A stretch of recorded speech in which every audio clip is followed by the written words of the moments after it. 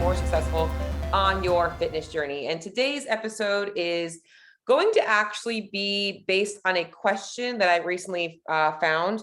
I've actually been doing a little bit of homework on Reddit, just kind of looking at what a lot of people are having questions about, what a lot of the hot topics are. And you would be surprised at some of the questions on there. Well, actually, maybe you aren't surprised. I was surprised at some of the questions I found on there. And I'm like, wow, there is a lot of misinformation out there and a lot of confused people. And honestly, today's episode is going to be perfect for me to kind of debunk a couple of things. Well, not really debunk, but just kind of explain things a little bit more in depth based on this person's question. And it's a great topic. And I think that you guys are going to get a lot of value out of it. But before I get rolling, just a quick plug. I am going to be doing a masterclass this coming Friday. The masterclass is meant to be for those of you guys out there who have a little bit of education on nutrition in terms of like, you understand like calories and macros matter. However, you find it super difficult to like actually plan things out, to actually get into this tracking habit. And maybe you're a little bit confused about the amount of structure, the amount of like rigidity or restriction that implies on your life. And I want to make that a little bit simpler for you guys and understand how it can actually be very flexible and help you guys actually take control of your results. So this masterclass is really going to be breaking down how to make meal building and meal planning and tracking and all of that stuff so much easier, so that you don't have to worry about it. It becomes just kind of like autopilot for you, and you can go about your day, go about your life, and you wake up every morning and you're seeing results. And that's the way it should be. That's how every journey should be. It should be very much a part of our life. Like, we don't go to work every day trying to reinvent the wheel, right? So our nutrition should be no different. And that's kind of what I want to get out of this masterclass. If you do want to join in, I will also put the link to the application in my show notes for you guys to do that. But let's go ahead and roll into this topic today. So, how does the source of your calories impact your body composition if the amount of calories is the same? Hi, everyone. I hope you're all well and are looking forward to the weekend ahead. I know I am. I had a quick question regarding the influence of the source of your calories on your body composition. If the amount of calories consumed is the same, say, for example, someone were to consume 2,000 calorie diet with sufficient amounts of protein for muscle growth and fiber, but substantial amount of added sugar, empty calorie and empty carbohydrates, etc., would their body composition be different than if they were to have consumed 2,000 calories worth of calories, 2,000 calorie consume 2,000 worth of calories with the same amount of protein and fiber, but lower amounts of sugar, empty calories, etc.? What I'm trying to say is, how influential is the source of your calories compared to the amount of calories? People swear by saying that the key to losing weight is a calorie deficit. So you mean to tell me that I could consume 1,000 calories worth of white chocolate and it would be the same as 1,000 calories worth of kale, purely from a weight management perspective? This is a great topic and something that we often have to experience as nutrition coaches. And it is why I do kind of have a two-piece approach to my nutrition coaching, where I am looking at a person's overall relationship with food and understanding of what it looks like to eat a balanced, healthy diet, but also understand that we have to also know that there is flexibility in play with lifestyle, social situations, and all those things. And having a balance of those two things are great. But the short answer to answer your question is, honestly, yes. I'm sorry, honestly, no, I should say no. You could eat 1,000 calories from white chocolate. And if that's all you want to eat, if you're in a calorie deficit, you can still lose weight. Yes, absolutely.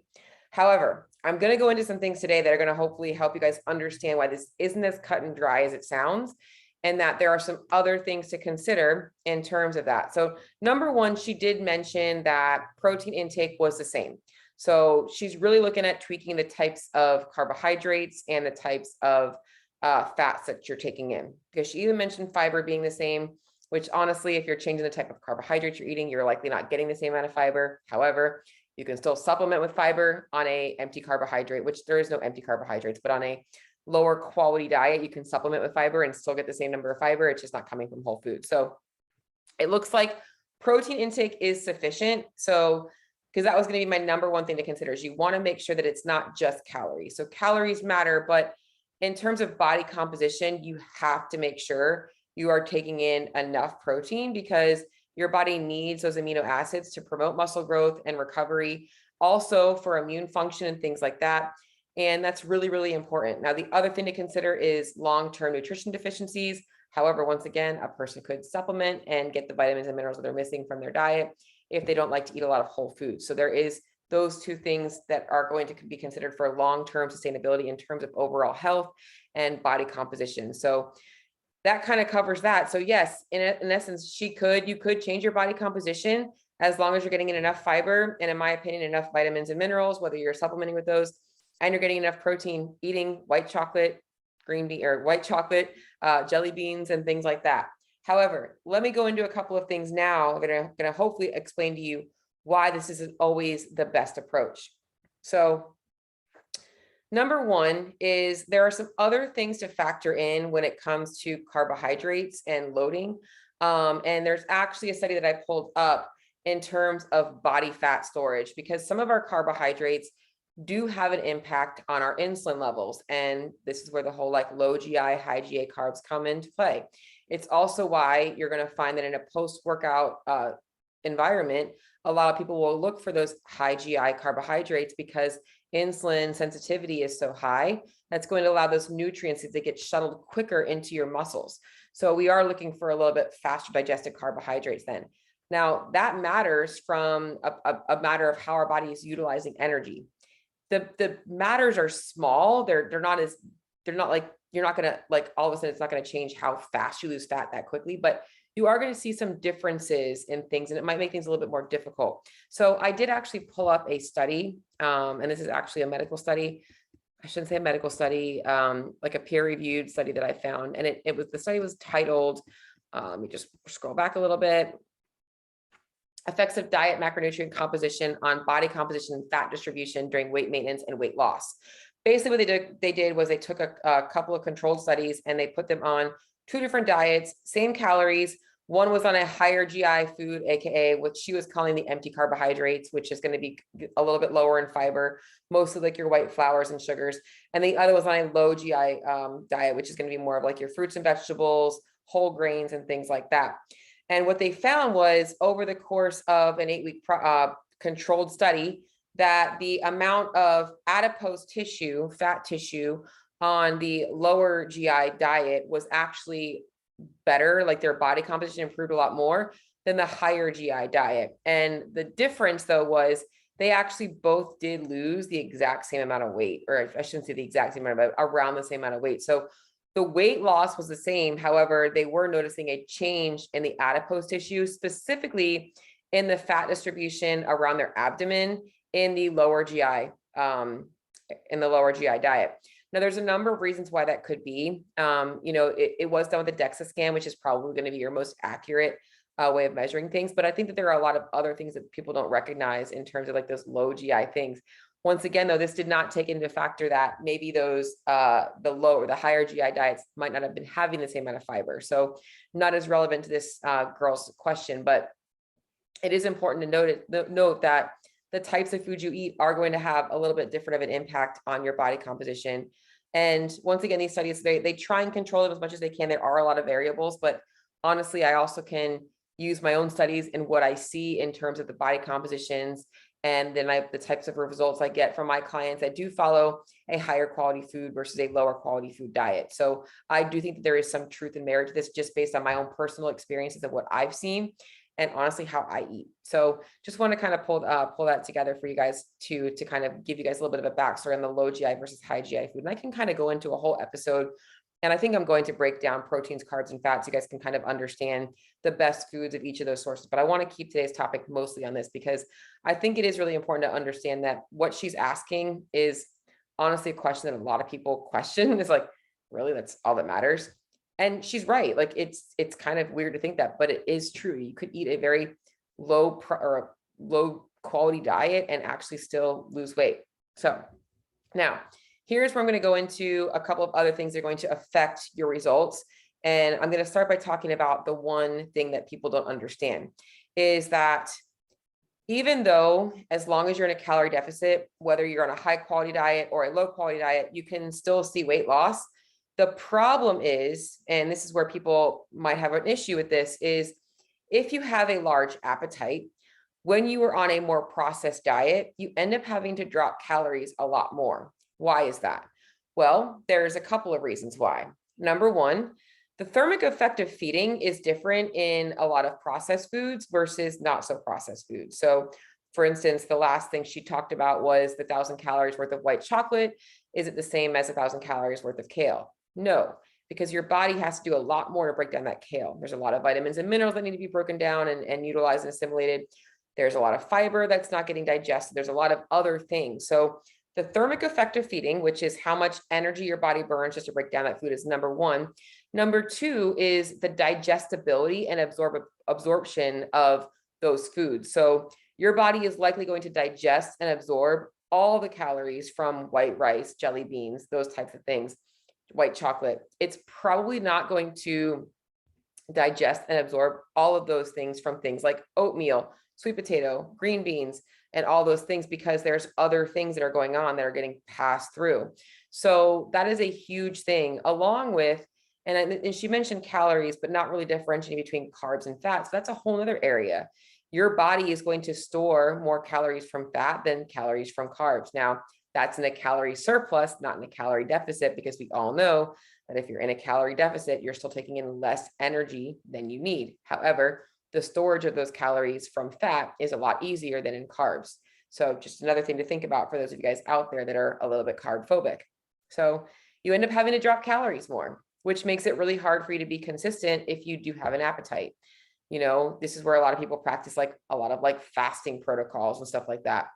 And the other thing to go over is the sustainability of this, because we want to realize that long-term sustainability is key. And surely if you want to keep tracking your food in an app because you want to check the calorie content of things and you want to, you know, live your life that way, that's fine. You can totally live on a processed food plan. However, you're going to have to be supplementing with vitamins and minerals. You're also going to have to realize that you're not going to be able to eat as larger portions. If you've ever went out to an Italian restaurant and tried to look up the nutrient facts on a piece of lasagna, you're likely sadly disappointed when you realize you can probably have a quarter of it for the same amount of food that you could have a whole plate of chicken and veggies and sweet potatoes and sauces and things like that. So understand that the satisfaction factor, although the taste is there, the amount is likely not going to be as satisfying as if you had a whole bunch of food. And this is why I'm a big believer in finding a balance. I'm the kind of person that's like, hey, if you really like Italian food, how can we make Italian food be part of the plan? How can we make a little bit healthier options and have a little bit of that stuff with it? You know, like if you're going to have pizza, have 1 or 2 slices of pizza, but have a nice big salad with some grilled chicken on it as well. Learning how to have that blend of things is so important, because that's sustainable long-term beyond just weight loss or fat loss. We want to think long-term for that. Now, I'm going to go into a little bit of an opposite side of this, because I think it is also very important that for some people, they have to know that they have to start somewhere, right? And for some people, starting off with a quality-based approach isn't realistic.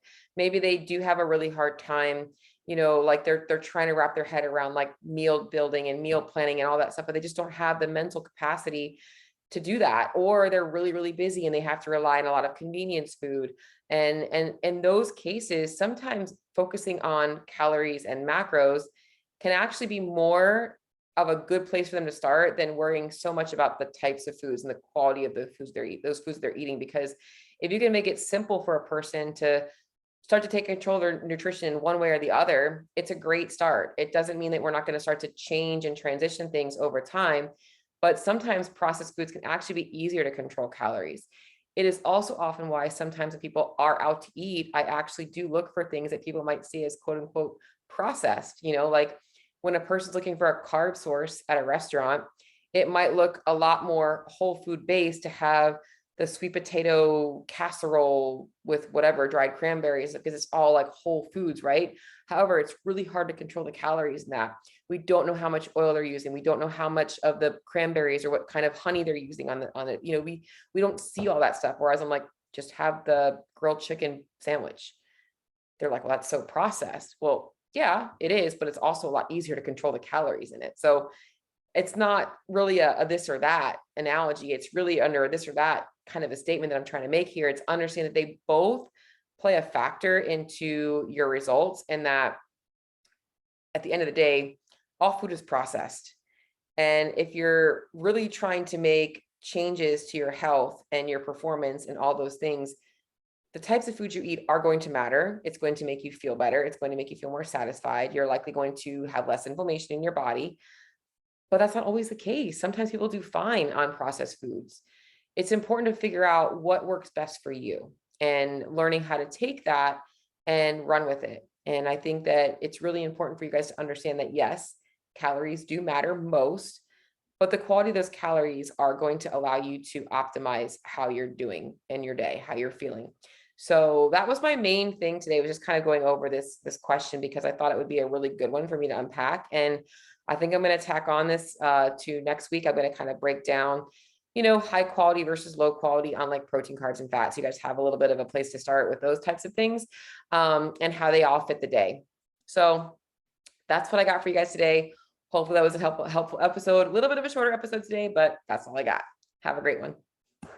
Oh, by the way, last minute, don't forget, Friday, noon Eastern Standard Time. I made it a little earlier this week because I thought that maybe I normally do nighttime, but I'm like, well, let me try the afternoon, because sometimes people are like, well, I got to work. I got to go to the gym. Yada, yada, yada. Maybe I'll catch you guys on your lunch break. And I am going to be recording it so that you guys will be able to actually, not purchase it, but you'll be able to watch the recording later on. So that's it, guys.